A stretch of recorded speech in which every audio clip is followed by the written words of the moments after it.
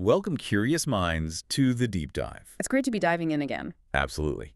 In this age of relentless information, headlines flashing, facts flying everywhere, it's honestly really easy to feel completely adrift, just swimming in this sea of data. Totally. Information overload is real.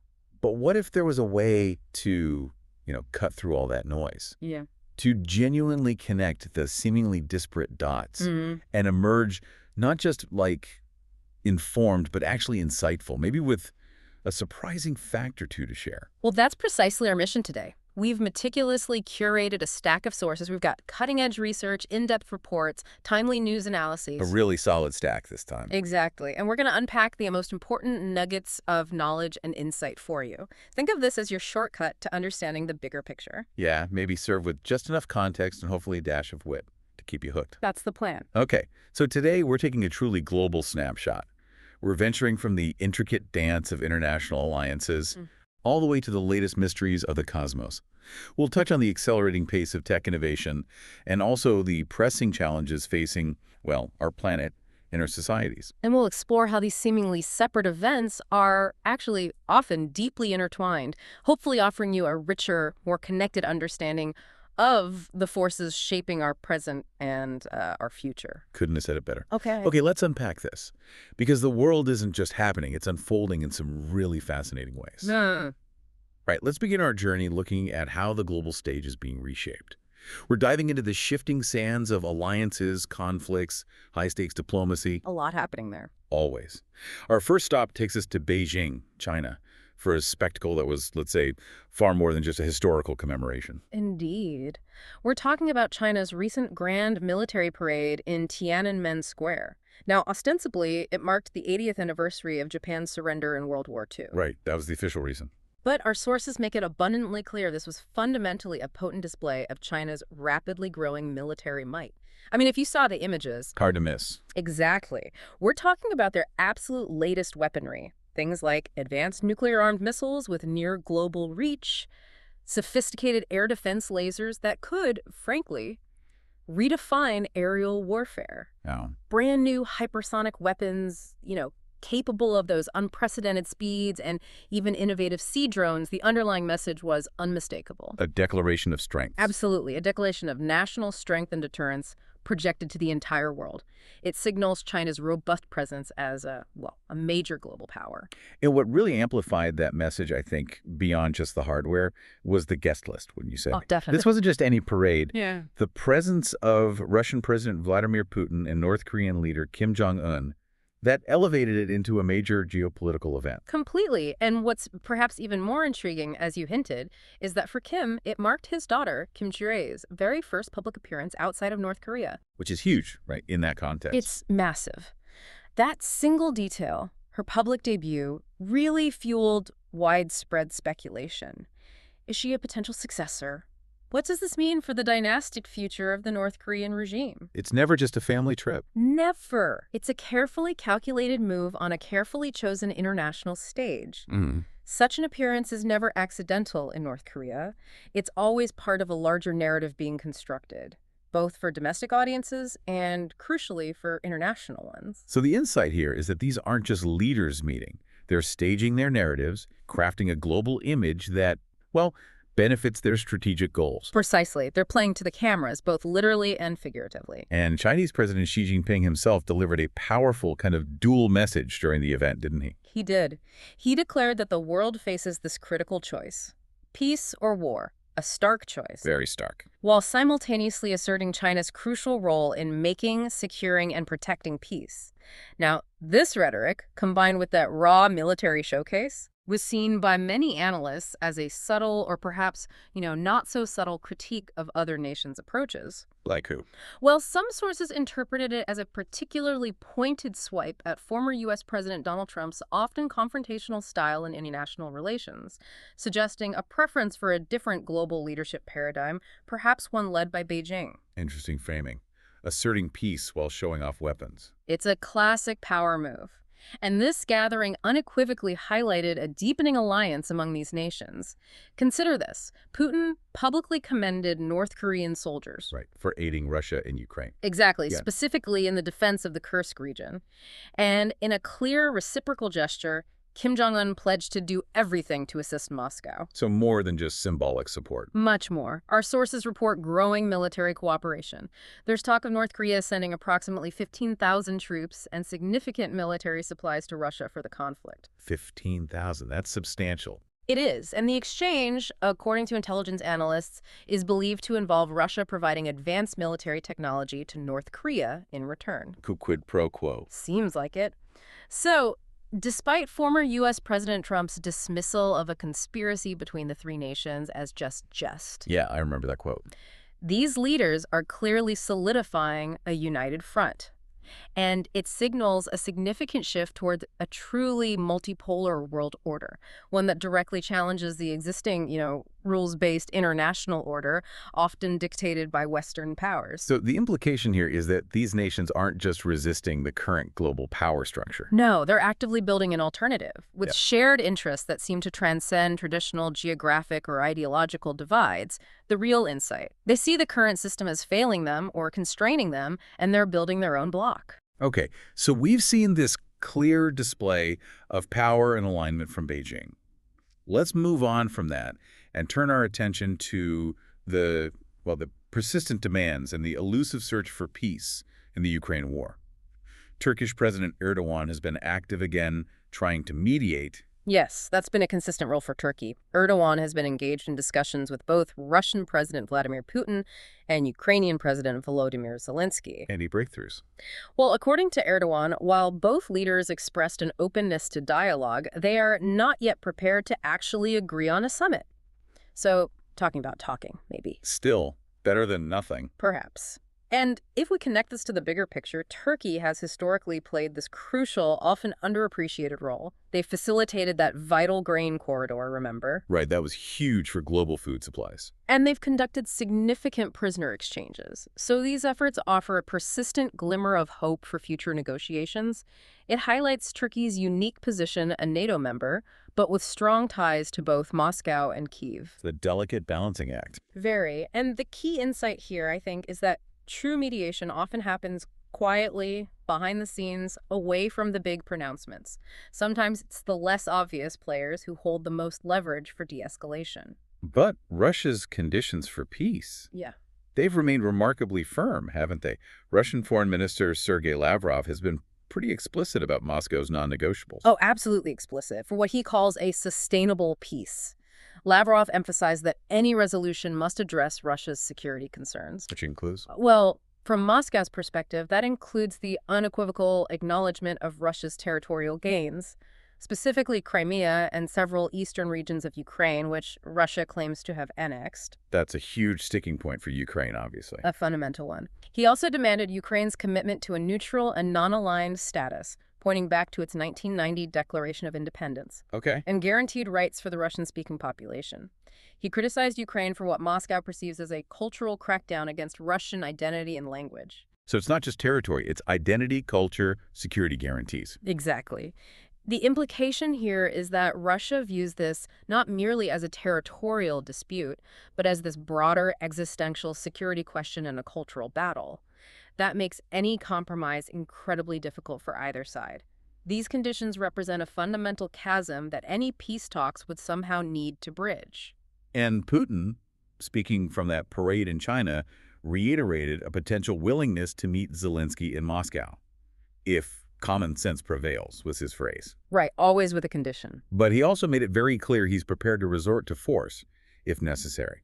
It underscores the ongoing tension in Russia's really firm stance on its key demands. It really highlights the immense complexity, doesn't it? It sounds like a situation where both sides are essentially saying peace, but only on my terms. Which usually means no peace. Unfortunately, often yes. And this raises an important question about the role of external players, like NATO, and their unified response. Or lack thereof, perhaps. What do you mean?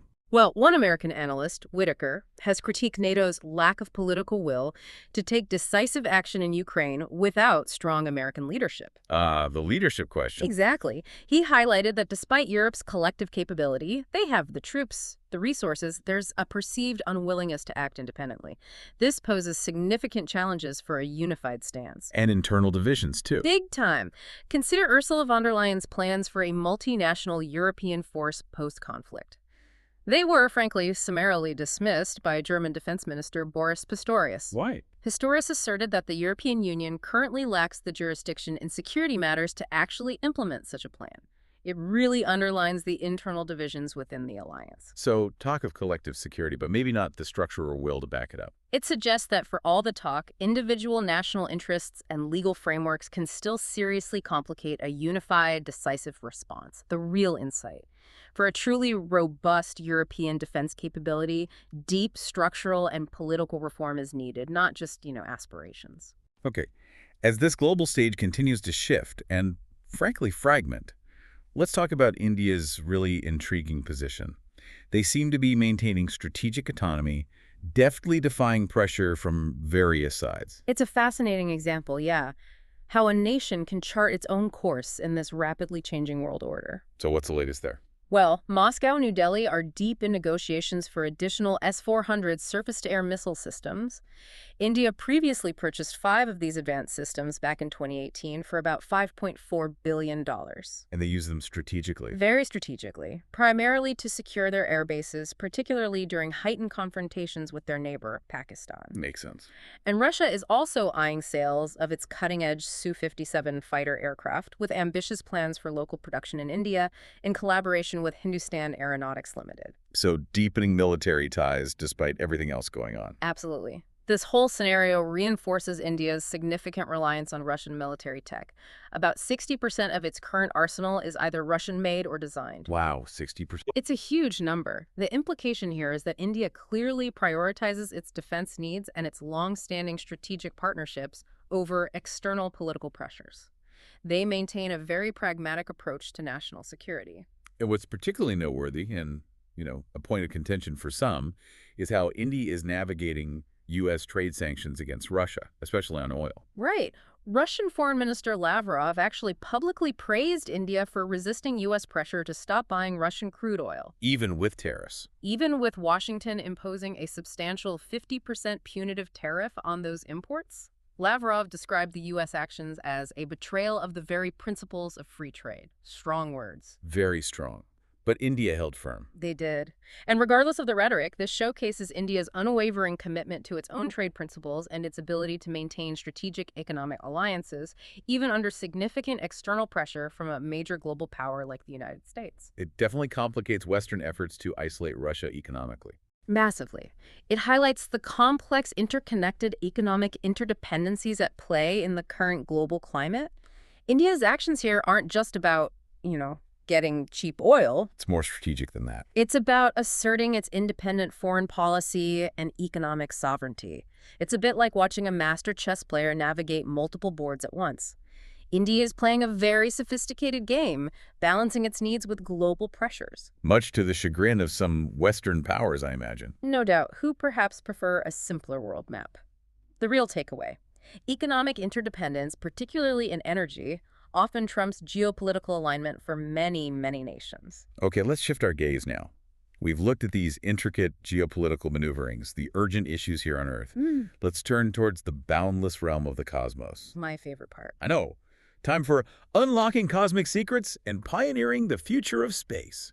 And we've had some truly mind-bending discoveries lately, haven't we? Especially concerning cosmic origins and, unexplained phenomena. Okay, let's unpack this. This is exciting stuff. Recent studies of samples from asteroid Bennu, remember NASA's OSIRIS-REx mission brought those back? Yes, finally getting analyzed. Exactly. They've revealed an extraordinary find: stardust. But not just any stardust, stardust that actually predates our solar system itself. Older than the sun, seriously. Older than the sun. This isn't just a cool factoid. It fundamentally changes our understanding of cosmic timescales and the origins of matter. How so? Well, This discovery provides crucial insights into the early, tumultuous conditions of our solar system and the complex astrophysical processes that led to planet formation.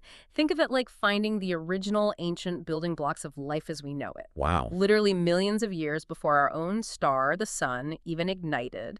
It hints at extensive astrophysical phenomena occurring long before our local cosmic neighborhood even existed. Like a universal recipe. Perhaps, suggesting maybe a universal, perhaps even predetermined recipe for planetary systems across the galaxy. The true insight is that the raw ingredients for our very existence were not just present, but already sophisticated, circulating in the interstellar medium long before our solar system coalesced. That is absolutely incredible. It really does sound like a paradigm shift. For many of us, we're used to thinking of planetary systems forming in a much more orderly, maybe even boring way. Like neat flat disks. Exactly. But speaking of planet formation, new groundbreaking discoveries from ALMA, a large millimeter sub-millimeter array, are completely rewriting that understanding. You're right, that flat disk was the prevailing model. But what's truly transformative here is that ALMA has shown these disks are significantly warped. Warped? How? Think less like a frisbee, more like a Pringle, maybe? This isn't a minor detail. It suggests that the birth of planets is far more tumultuous and dynamic than we previously believed. Driven by chaotic interactions, gravitational pulls from maybe companion stars or other massive objects nearby. These warps are believed to profoundly influence gas flows and turbulence within the disk, things that are absolutely critical in nurturing young stars and guiding the birth of planets. So, more messy, more complex. Well, much more. The implication is that this newfound complexity could lead to even more diverse, perhaps stranger, planetary systems than our traditional, flatter models could ever predict. It forces us to reconsider the textbook understanding of how worlds are born. And if we connect this to the bigger picture, the very fundamental laws of the universe itself seem to be, well, challenging our assumptions, especially with this ongoing particle physics puzzle. Right. It makes you wonder what else we just don't fully understand. Totally. Indeed. In the realm of the incredibly small, particle physicists are puzzled by these unexplained phenomena. Specifically, a subatomic particle that decayed in a way existing theories like the Standard Model simply cannot describe. So the math doesn't add up. The math doesn't add up. This mysterious disintegration highlights what some are calling a vital crossroad in contemporary physics. It's directly challenging established paradigms. Pushing scientists to rethink things. Completely. Pushing them to re-examine the fundamental laws governing matter, energy, the very fabric of the universe itself. What new physics might this reveal? It's a tantalizing mystery. Could be anything. It hints at an even deeper, more complex layer of reality than we currently comprehend. Maybe entirely new forces or particles yet to be discovered. The true insight is that our most successful scientific models are proving incomplete, forcing a reevaluation of the very foundations of how we understand the universe. Okay, from the origins of everything to the hunt for something new. Let's talk about the search for Earth 2.0, finding another habitable world.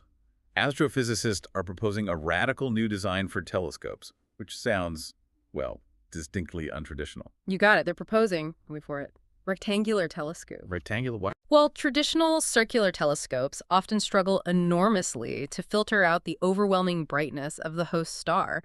It just drowns out the faint light from the exoplanets orbiting them. Right, finding the needle in the haystack. Exactly. This weirdly shaped telescope aims to enhance light separation. It uses its unique geometry to create a more effective internal star shade. So, better blocking of the star's light. Precisely. This offers potentially a broader field of view and could significantly increase the chances of identifying nearby Earth-like exoplanets that might actually support life. Imagine looking through a completely new kind of lens. A rectangular one. A rectangular one that's been completely rethought to finally find our second Earth. This isn't just a design tweak, it's potentially a revolutionary approach in astronomical research that could massively accelerate our search for extraterrestrial life. Okay, let's bring it back down to Earth for just a moment and then back out into space with NASA's terrestrial and celestial engagements. Former President Donald Trump recently announced a significant relocation for U.S. Space Command headquarters. Yes, a big move. U.S. Space Command headquarters is moving from Colorado Springs, Colorado to Huntsville, Alabama. Huntsville. Rocket City, right? That's the one. Famously known as Rocket City due to its rich history in space technology, rocket manufacturing, going way back to its pivotal role in the Apollo program with Wernher von Braun. So a strategic move. Definitely strategic. Right. The decision aims to integrate Space Command closer to key industry partners, NASA's Marshall Space Flight Center, which is right there, and the U.S. Army's Redstone Arsenal. Creating a hub. Exactly. Bolstering defense and space initiatives, creating a more integrated hub for military and civilian space operations, and of course, bringing significant economic benefits to the Huntsville region. And it signals priorities, too. It's seen as signaling a strong commitment to prioritize lunar exploration, maybe enhance competitive posture with other spacefaring nations, particularly China. The insight here is how national defense and civilian space exploration are increasingly intertwined, with geographic co-location designed to foster greater synergy. And speaking of lunar exploration, NASA's ambitious Artemis program, aiming to return humans to the moon, is getting a creative boost, right? With the Human Lander Challenge, or Yeah. HULC. Yes, the HULC. It's a groundbreaking initiative aimed at boosting technology development for what we call human landing systems, HLS. Those are absolutely essential for Artemis. And it's not just for the big guys. That's the cool part. This isn't just for big aerospace firms. The challenge is open to students, innovators from all walks of life. It's specifically focused on designing lightweight yet incredibly durable lunar wheels. Wheels? Why wheels? Because they need to traverse that harsh, abrasive lunar environment. Think jagged rocks, fine, cleany dust. It's brutal on equipment. Okay, makes sense. There's a prize pool of $155,000 for the best innovations. It's truly a call for the Artemis generation to shape the future of lunar exploration, kind of democratizing the innovation process for critical components. Meanwhile, NASA's Juno spacecraft. Yeah. It's been tirelessly busy out there orbiting Jupiter, hasn't it? Sure. Still unveiling secrets. Tirelessly. Juno has successfully captured the auroral footprint of Callisto, Jupiter's fourth largest moon. An aurora on Callisto, like the Northern Lights. Sort of. For those of us picturing serene, icy spheres, what this means is finding this glowing magnetic signature in Callisto's atmosphere. It reveals how Jupiter's incredibly powerful magnetic field interacts directly with the moon, influencing its atmosphere and maybe even its suspected subsurface ocean. Wow. And this completes a set. It does. This particular observation completes the set of auroral signatures for all of Jupiter's main Galilean moons: Io, Europa, Ganymede, and now Callisto. That's a milestone. Huge. It sheds new light on the gas giant's complex magnetic environment and the dynamic interactions between its moons and the solar wind. A significant step in understanding the vast mysteries of Jupiter and its whole miniature solar system. So the insight is these auroras act like a diagnostic tool. Exactly. Like a cosmic MRI, giving us clues about the hidden internal structures and magnetic fields of these distant worlds. And we absolutely can't forget about India's growing ambitions in space. They're making significant strides toward their own human spaceflight program. A major leap for India, absolutely. The Indian Space Research Organization, ISRO, has successfully tested the parachute system for its Gaganyaan crew module. Parachutes are critical. Absolutely vital. A foundational step towards the country's first ever human spaceflight mission, planned for 2027. The aim is to send Indian astronauts, or Gaganauts, into low Earth orbit for about a week. Gaganauts, I like. It's a great name. This showcases India's rapidly growing technological capabilities and its firm commitment to advancing its presence and influence in the, let's face it, elite field of human space exploration. A statement of capability. And national pride. The underlying message here is one of technological self-reliance, with India asserting its place as a major player in the future of space. All right, from the celestial to the intensely digital. Let's now explore the digital frontier: AI, commerce, and regulation. It's becoming increasingly clear that artificial intelligence, AI, is integrating pretty ubiquitously into our daily lives. Oh, yeah. Often in ways we don't even realize. Right. Fundamentally altering how we interact with technology and the world around us. That's right. I mean, take something as everyday as shopping. Okay. Amazon has launched LensLive. It's an innovative AI-powered shopping tool. It lets you instantly identify products using your smartphone. How? Like taking a picture. Exactly. By parsing images of an item you see in a store, or maybe scanning barcodes, it offers an immediate, seamless shopping experience right there. So, point, click, buy. Pretty much.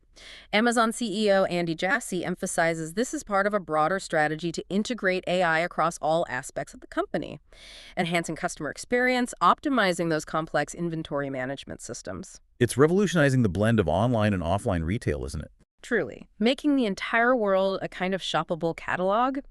The insight here is how AI is blurring those lines between our physical and digital realities, making commerce more instantaneous and, well, intuitive. And AI is even making our payments and searches smarter. Even our financial apps are getting an intelligence upgrade. Which could really change our relationship with money and information, yeah. How so? What's truly intriguing here is that PayPal and Venmo are partnering with Comet, an AI solution provider. Okay. This collaboration is offering users invites and free subscriptions to Perplexity Pro. That's an AI-powered search tool that delivers concise, cited answers, not just links. Some more direct answers. Exactly. Imagine a smart assistant embedded directly within your payment apps. Not just handling transactions, but answering queries, providing financial insights, maybe even making purchasing recommendations based on your spending patterns and search history. That's quite integrated. It is. This fusion with Comet's real-time data push browser is setting a new standard for fintech, creating a more seamless and intelligent digital transaction and information experience. It hints at a future where our financial tools are also our knowledge navigators.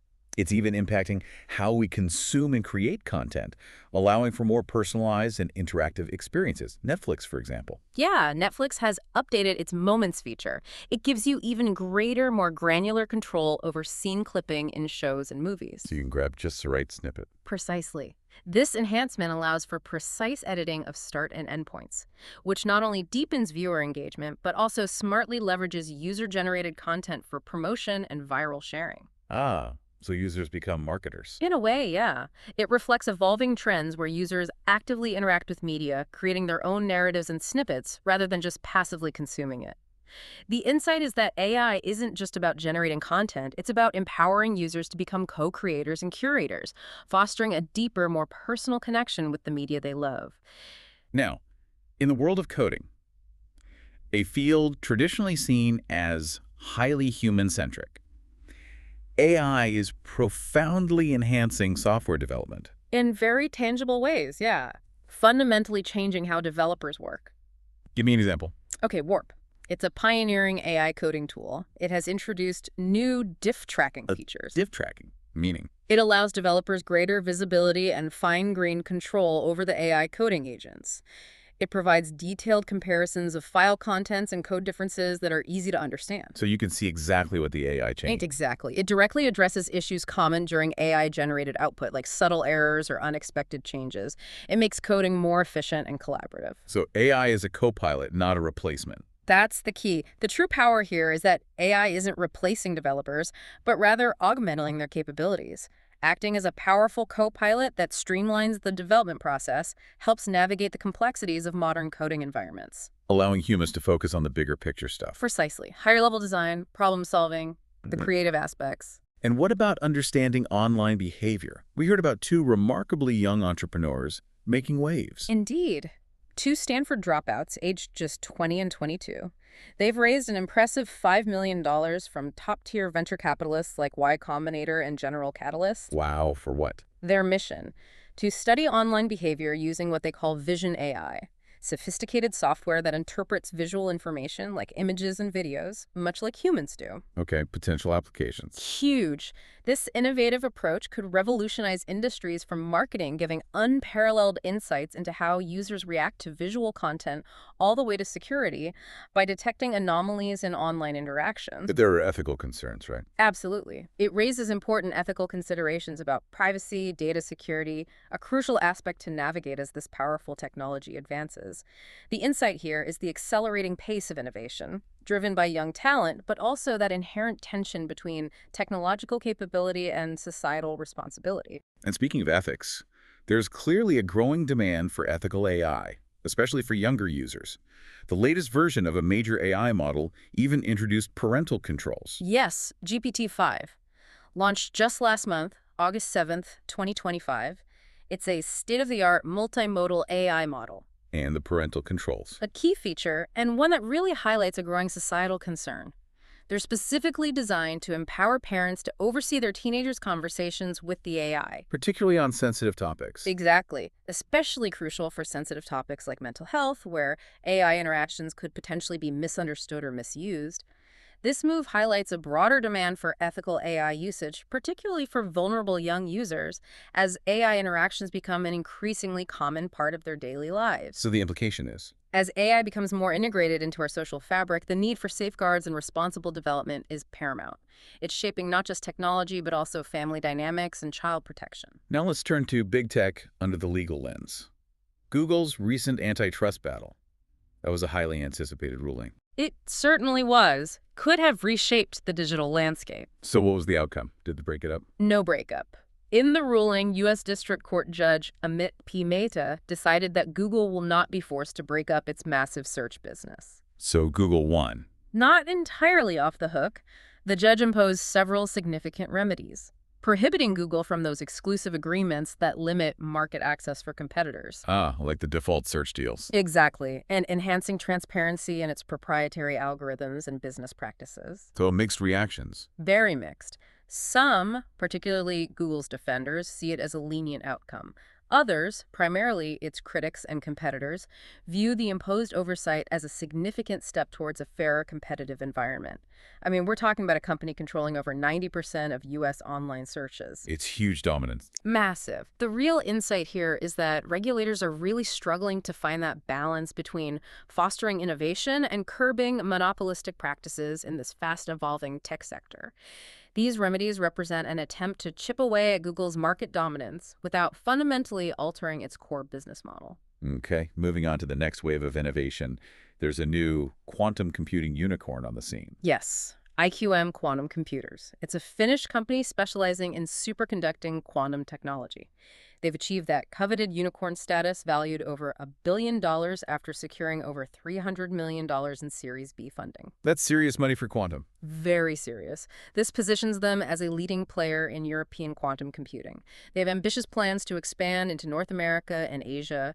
It really underscores the fierce global race for quantum supremacy. And the potential is still huge, right? Absolutely. What's truly fascinating here is the rapid development and massive investment in what is still a nascent but incredibly promising field.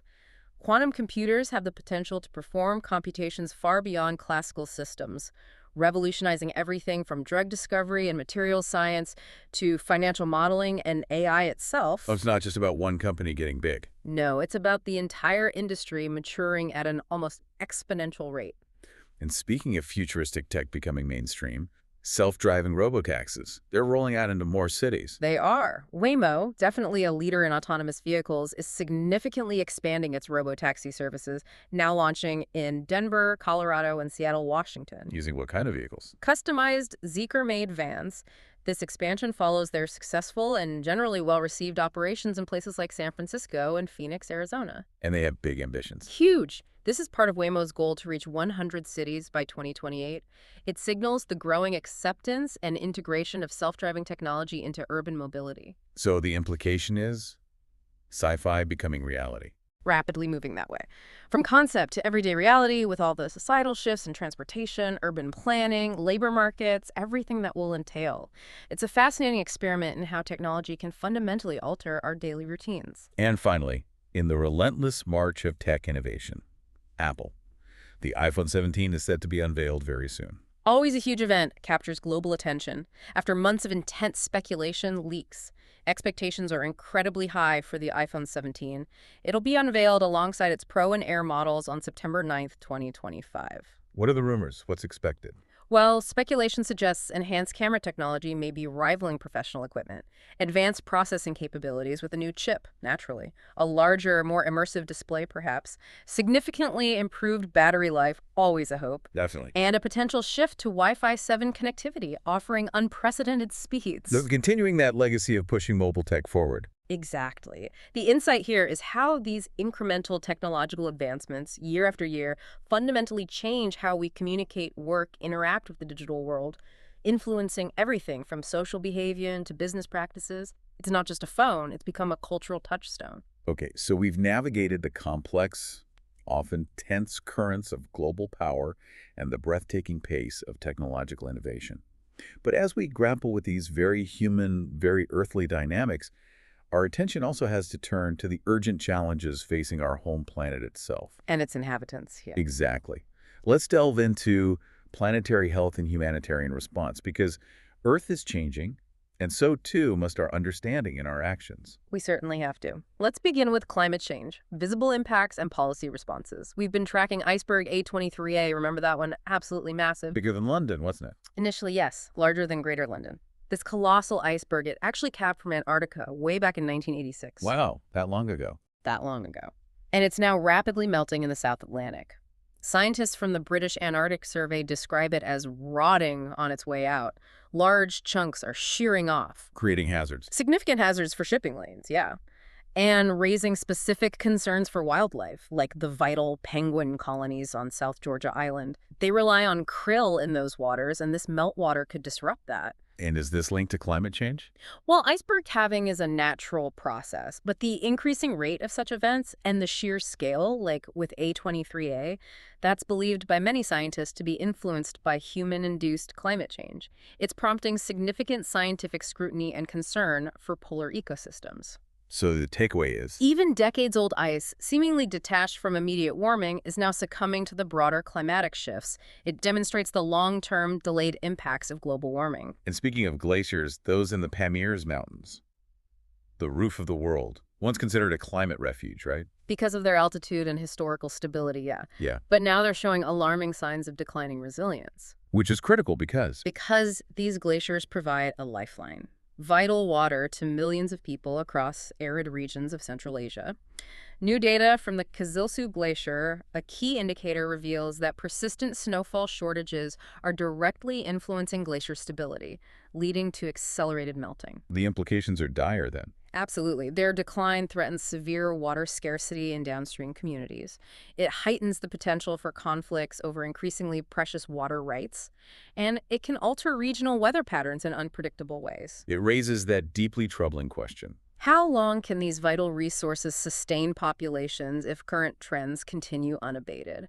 The real insight is that even in seemingly remote and resilient regions, climate change is a powerful accelerating force. It's directly threatening human security and the delicate ecological balance. Closer to home in the U.S., alarming methane emissions being reported from oil and gas operations in Texas. Near residential communities, often, yeah, indeed. Residents of small towns like Katarina, Texas, are experiencing significant air pollution from flaring activities. Flaring boom. Where excess natural gas is burned off rather than captured, it leads to those visible plumes of smoke and, more importantly, releases unburned methane. And regulations aren't stopping it. Well, despite regulatory claims to the contrary, our sources indicate that a state permitting system overwhelmingly approves gas flaring and venting, effectively releasing vast amounts of potent greenhouse gases, methane, especially directly into the atmosphere. Which raises issues of Critical climate justice issues. These emissions disproportionately affect local communities,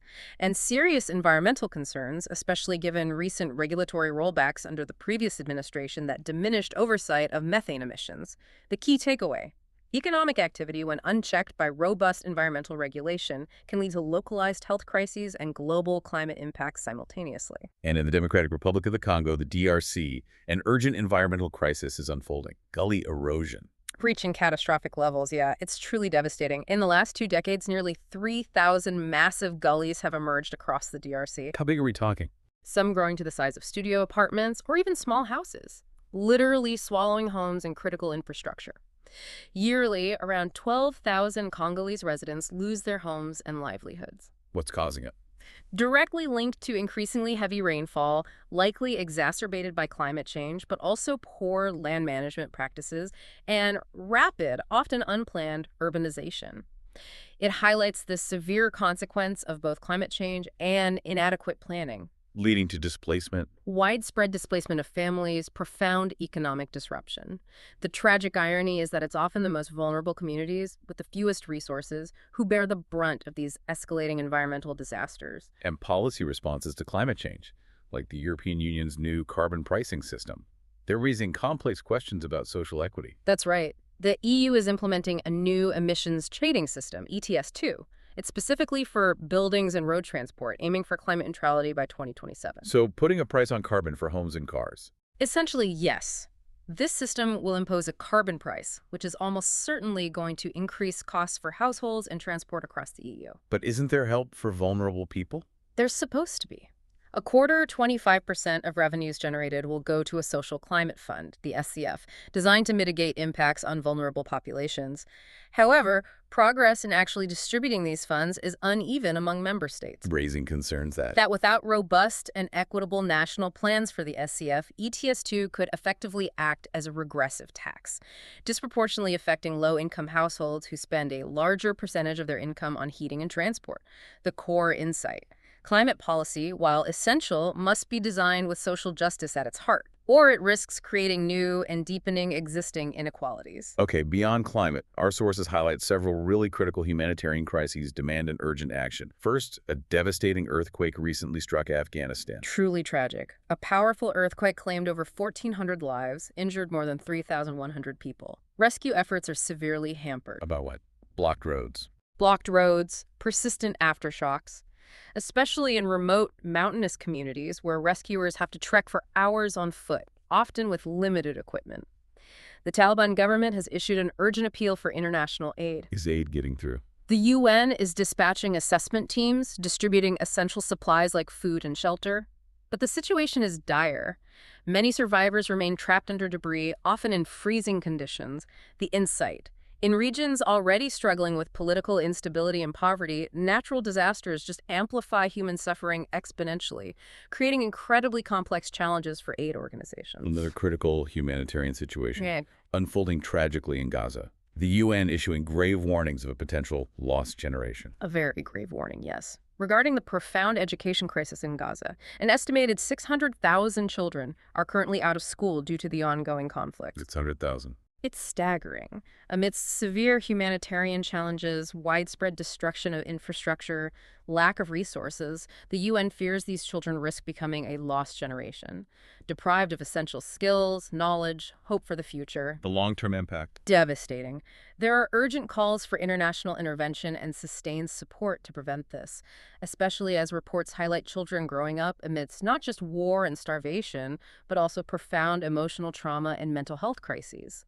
The implication is that beyond immediate needs, the foundational development of an entire generation is truly at stake. And finally, Bangladesh, grappling with the prolonged and incredibly complex Rohingya crisis, now facing its own resource limitations. Bangladesh has been hosting over 1 million Rohingya refugees for nearly 8 years now. These are individuals who fled ethnic cleansing in neighboring Myanmar. An immense burden. Immense. And now, Bangladeshi officials are stating publicly that they can no longer manage the enormous influx, due to severely strained resources and dwindling international aid. What does that mean for the refugees? This critical situation, particularly in those sprawling camps in Cox's Bazar, one of the largest refugee settlements in the world, raises fears of potential humanitarian crises. It emphasizes the urgent need for renewed international commitment to facilitate safe and dignified repatriation for the Rohingya. But repatriation is complicated. Very. Complicated by the Rohingyas' understandable wariness of returning to Myanmar without guaranteed safety and rights. The core insight here. Protracted refugee crises not only devastate the displaced population, but can also overwhelm host nations, creating ripple effects across the entire region. It highlights the need for truly global, sustained solutions, not just short-term aid packages. All right, finally, let's delve into society, justice, and well-being. Looking at how communities are navigating contemporary challenges, starting with the complex, often contentious issue of free speech versus online harm, a debate that's particularly vivid right now in the UK. Here's where it gets truly nuanced, yeah. Graham Linehan, you might know him as the acclaimed co-creator of the beloved TV series Father Ted. Right, Father Ted. He was recently arrested at Heathrow Airport on suspicion of inciting violence through his posts on X, formerly Twitter. About what specifically? Specifically regarding his outspoken views on gender identity. Views which have drawn both strong support and very strong condemnation. This incident has just ignited a fierce national debate in the UK. About the boundaries. Exactly. The precise boundaries of free speech versus harmful online rhetoric. Metropolitan Police Commissioner Sir Mark Rowley publicly stated that officers are in an impossible position policing digital communication. Calling for clearer laws. Yes, calling for urgent legal reforms to provide clearer guidelines.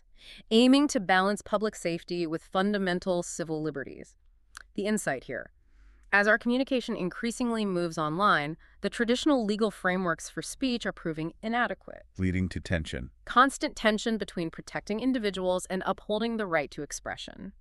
Where does a strong opinion end and incitement begin in the digital public square? That's the question authorities and societies worldwide are grappling with. It is a crucial question, isn't it? How to draw that line in the digital age, especially when the lines feel so blurred. Yeah. Okay, moving now to global justice and accountability. A tragic and unsettling event occurred in Peru involving an Indonesian diplomat. Yes, in Lima, the capital of Peru. Indonesian diplomat Zetro Leonardo Purba, just 40 years old, was tragically shot 3 times while cycling home from work. Horrific. Any leads? Peru has pledged a rigorous investigation into what they called this heinous crime, but it's happening amidst a backdrop of rising homicide and extortion rates under President Dina Boluarte's administration. So speculation about the motive. Ranges widely, from a targeted assassination, possibly linked to his diplomatic work, to simply being a tragic victim of the rampant crime in the capital. This incident highlights urgent concerns for public safety and diplomatic security in Peru, signaling a wider problem of insecurity in the country. The implication being That even those traditionally protected by diplomatic status are becoming vulnerable in areas where the rule of law is perceived to be eroding. And in Brazil, former President Jair Bolsonaro is facing an unprecedented and historic trial. Charges related to an attempted coup. Monumental for Brazilian democracy, yes. He is indeed facing charges of orchestrating a coup to retain power after his 2022 electoral defeat. This is the first time in Brazilian history a former president has been charged with such an offense. What are the specific allegations? Prosecutor General Paulo Gornet alleges Bolsonaro formed an armed criminal association to violently dismantle democratic governance.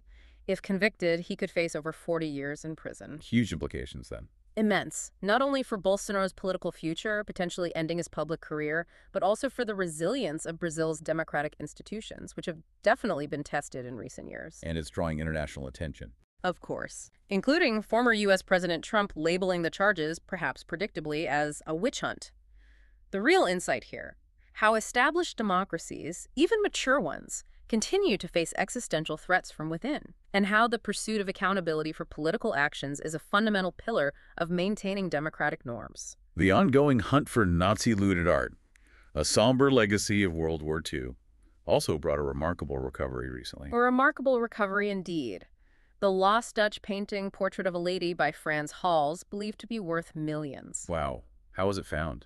In a rather mundane real estate advertisement, actually, for a house previously owned by a Nazi official. No way. Yes. The police, acting on a tip, apprehended heirs associated with the estate. It underscores the complex, painstaking, ongoing international efforts to address the historical injustices of Nazi art confiscations from World War II. The insight being the long shadow of history. Exactly. The enduring impact of historic events on contemporary society, demonstrating that even after generations, the quest for justice and restitution can still yield results. The shadows of the past continue to shape the present. It's a powerful reminder that history is never truly settled until justice, as much as possible, is served. And the Jeffrey Epstein files, related to the convicted sex traffickers, continue to yield new information. And ongoing calls for accountability. They do. The House Oversight Panel has released thousands more documents related to Jeffrey Epstein. This comes amidst victims and advocates urging former President Donald Trump to release all remaining related case files. And crucially, to rule out a pardon for Ghislaine Maxwell, Epstein's associate who is currently serving time. there was also something about an interview with Maxwell. Yes, reports noted MSNBC host Lawrence O'Donnell's expressed shock at Maxwell, apparently laughing during parts of a 9-hour interview with Deputy Attorney General Todd Blanche. She was being questioned about approximately 100 individuals allegedly linked to Epstein's activities. That's a giant. It is. These developments keep the focus intensely on accountability and transparency in this high-profile case, still shrouded in conspiracy theories and many unanswered questions. The real insight: the enduring public demand for full disclosure and justice, even years after Epstein's death. It highlights the deep societal impact of such egregious crimes and the persistent desire to hold powerful individuals accountable. Shifting to international operations, former President Donald Trump announced a U.S. drug strike off the coast of Venezuela. Yes, President Trump announced that the U.S. conducted what he termed a lethal strike in the southern Caribbean, specifically targeting a drug-carrying vessel believed to be transporting illegal drugs from Venezuela. Any details on casualties or cargo? The operation reportedly resulted in the deaths of 11 members of the Tren de Aragua cartel. That's a criminal organization known for extensive involvement in narcotics and other illicit activities across South America. Secretary of State Marco Rubio described the vessel operators as part of a designated narco-terrorist organization. So, highlighting concerns about trafficking in Venezuela. Exactly. It highlights heightened concerns regarding drug trafficking in the region and certainly escalating tensions with Venezuela. However, it's worth noting Yes. the UN's recent report on surging cocaine trafficking across South America does not attribute as much responsibility specifically to Venezuela as the U.S. has often suggested. It's such a discrepancy. It raises an important question about the motivations behind U.S. foreign policy in Latin America, perhaps, and the potential for selective attribution in intelligence reporting. And a controversial deportation policy under the Trump administration is also drawing significant legal and human rights concerns. Yes, this policy intensified focus on deporting immigrants with serious criminal records, but it's the methods that raised eyebrows. Take the case of Orville Itoria. What happened? He's a 62-year-old Jamaican man, served 25 years for murder in the U.S. Later, while incarcerated, earned 2 degrees. He was deported. Back to Jamaica. No, not to Jamaica, his home country. Right. He was deported to Eswatini, a small landlocked country in southern Africa, with which he had absolutely no personal ties. To a country he has no connection to. How is that legal? That's the question. This unprecedented move has sparked serious legal and human rights concerns about the precedent of relocating individuals to countries where they have no connection, effectively creating a form of forced relocation. Is this happening elsewhere? Well, Australia is also moving to speed up third-country deportations, limiting appeals for non-citizens, the core insight. As nations tighten immigration policies, ethical boundaries are being tested, raising fundamental questions about human rights, national sovereignty, and the responsibilities of states to individuals, even those convicted of crimes. Let's transition now to health and wellness insights. Starting with some valuable lessons from Dr. Sanjay Gupta on chronic pain in the brain. Sounds like it challenges our basic understanding of pain. It really does. He emphasizes that all pain is fundamentally processed in the brain. This profoundly challenges the traditional view of pain as purely physical, like just a signal from an injured body part. So it's more complex than that. Much more. Gupta highlights the critical importance of understanding the psychological aspects, how our thoughts, emotions, experiences actually shape our pain perception. And the implications for treatment. He suggests that chronic pain can often be alleviated or at least managed better with mental strategies. And also, innovative treatments like bespoke brain implants designed to modulate pain signals directly at the source, the brain. Shifting the paradigm. Totally. Moving beyond simple painkillers to a more holistic, neurocentric approach. The insight here. Our minds are far more powerful in shaping our physical experience than we often give them credit for. And metformin, that common diabetes medication. Yeah. It's now being recognized for potential health benefits beyond blood sugar control. Yeah, this is really interesting. A recent study provides the first clinical evidence that metformin actually alters the levels of essential metals in the blood, particularly iron and zinc. Why is that significant? Well, this unexpected finding could contribute to its observed anti-inflammatory effects and potential reductions in cancer risk, which have been noted in some long-term studies of diabetes patients. Sparking interest in broader uses. Significant interest, yeah, in its broader therapeutic potential, including intriguing anti-aging properties. It's pushing research beyond its primary use for diabetes into new frontiers of metabolic health. The insight. Sometimes medicines we think we understand fully reveal entirely new mechanisms of action, prompting a reevaluation of their utility and opening doors to unexpected health benefits. And finally, to protect youth. New bans and boundaries are being considered and implemented in England, addressing modern challenges. 2 notable examples, yes. In England, Health and Social Care Secretary Wes Streeting has announced a ban on the sale of energy drugs to individuals under the age of 16. Why? What are the concerns? Citing clear links to sleep disturbances, heart problems, and heightened anxiety in young people, things which can profoundly affect their development. Okay, that's energy drinks. What else? Separately, Esther Gay, the incredibly brave mother of the late Brianna Gay, is urging the UK government to implement a statutory ban on smartphones in schools. A complete ban in school. Yes, arguing they lead to widespread distractions, severe bullying, significant mental health issues, all of which hinder students' learning and social development. Two quite different interventions. But both underscore a growing societal concern for youth well-being in the face of modern challenges. They highlight that tension between personal choice and public health, the core insight. As technology and consumer products evolve, so too must our understanding of their impact on the most vulnerable, leading to these policy debates that try to balance individual freedom with collective responsibility for the next generation's health. Wow. What a journey it's been today, seriously. Mhm. From the complexities of global power shifts, so vividly demonstrated by those military parades and delicate diplomatic maneuvers, to the groundbreaking scientific discoveries from deep space and the rapidly evolving, often intimate role of AI in our daily lives, we've truly taken a deep dive. We really have. We've seen how climate change is reshaping our landscapes, threatening communities globally, often disproportionately affecting the most vulnerable, Right.